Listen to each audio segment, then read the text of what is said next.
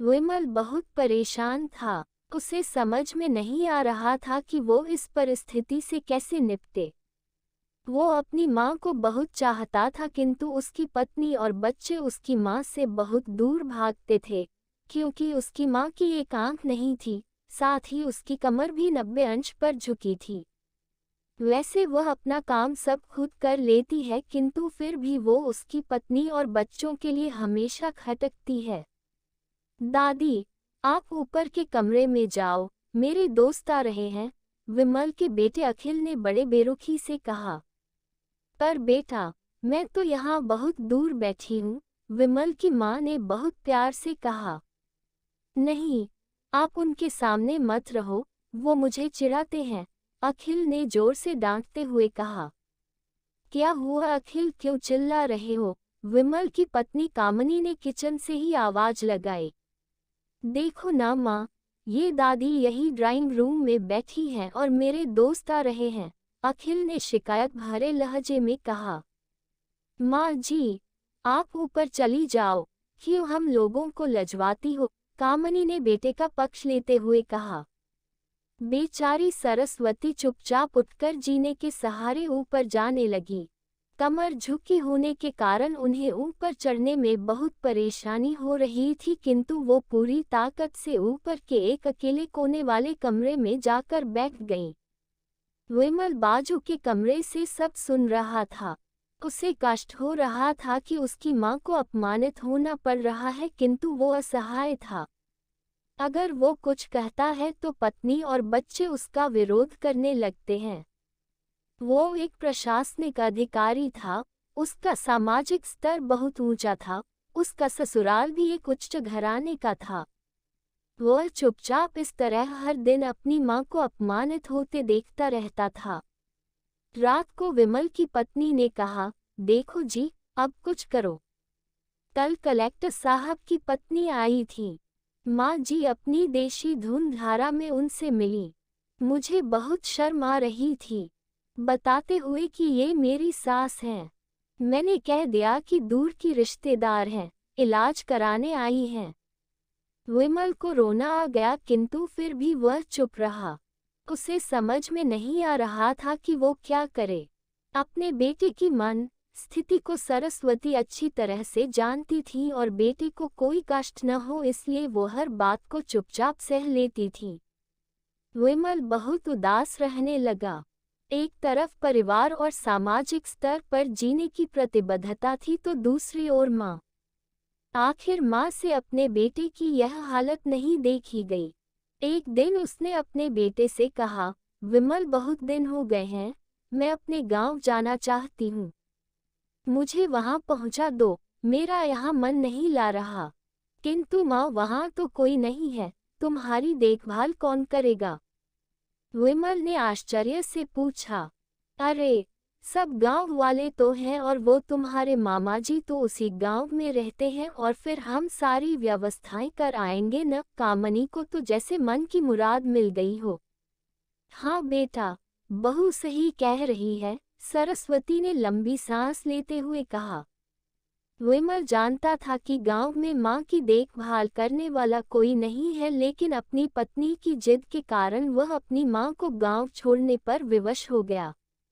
मां को गांव छोड़कर आते वक्त उसे रोना आ रहा था तथा अपनी बेबसी पर गुस्सा भी आ रहा था, किंतु परिवार, पत्नी और समाज ने उसके इन मनोभावों को दबा दिया और वो सुकून सा महसूस करने लगा।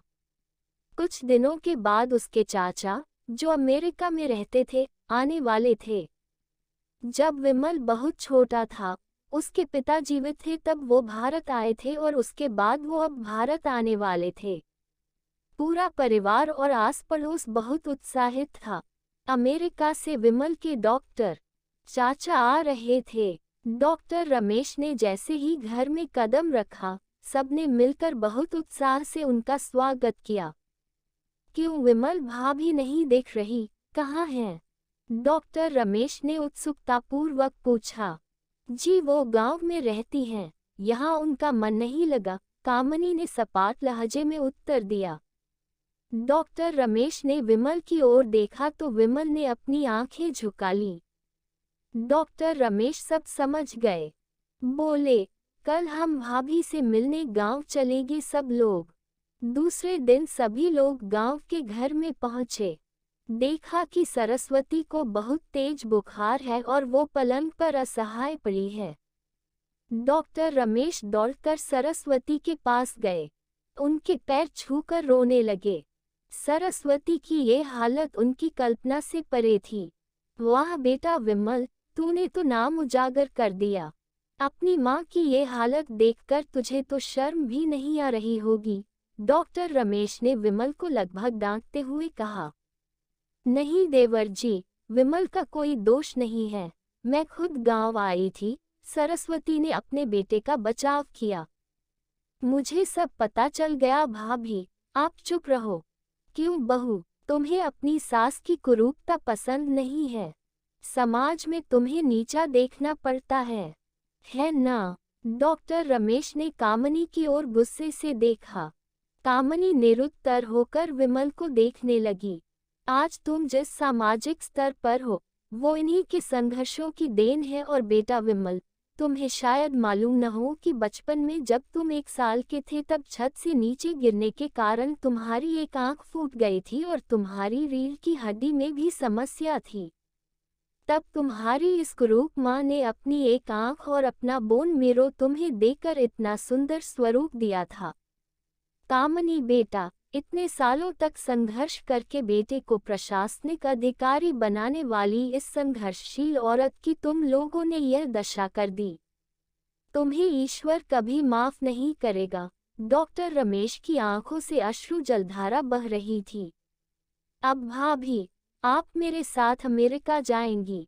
यहाँ इन स्वार्थी लोगों के बीच नहीं रहेंगी। डॉक्टर रमेश ने सरस्वती से कहा। विमल को तो काटो तो खून नहीं था। डॉक्टर रमेश जो उसके चाचा थे, उन्होंने जो राज बताया उसके बाद तो विमल को यही लग रहा था कि उससे ज्यादा पापी इंसान इस दुनिया में कोई और है ही नहीं। वह दौड़ता गया और माँ सरस्वती के कदमों से लिपट गया। माँ, मेरा अपराध माफ करने लायक नहीं है। मैं जानबूझकर चुप्पी साधे रहा, आपका अपमान करवाता रहा। अब सिर्फ आप ही उस घर में मेरे साथ रहेंगी और कोई नहीं। विमल ने आग्नेय दृष्टि से अपनी पत्नी और बच्चों को देखा। कामनी को भी बहुत पश्चाताप हो रहा था, किंतु उसकी हिम्मत नहीं हो रही थी कि वो सरस्वती से आंख मिलाए। सरस्वती ने कामनी की मन स्थिति को समझकर उसको पुकारते हुए अपने पास बुलाया और विमल को डांटते हुए कहा, खबरदार, जो मेरी बहू को मुझसे अलग करने की कोशिश की तो तुझे ही घर से बाहर निकाल दूंगी। कामनी और बच्चों ने सरस्वती के पैर पड़ते हुए अपने व्यवहार पर माफी मांगी और मां के हृदय ने सबको माफ कर दिया।